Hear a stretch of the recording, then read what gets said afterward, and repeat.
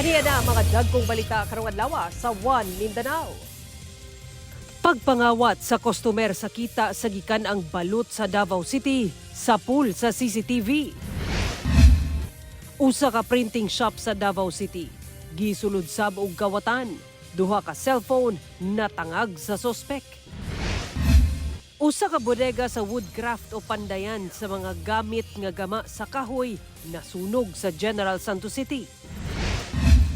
14 ka classroom sa Kasinglot Elementary School sa Taguluan, Misamis Oriental gibaha. Klase sa mga estudyante apektado. Pangulong Bongbong Marcos gipangunahan ang pag-inspeksyon sa Fishport Complex sa General Santos City. Pagmuntar og dugang cold storage facility gilaraw. Clashbacker from Mindanao nga si Jong Madaliday pasok sa top 12 sa The Clash Season 7.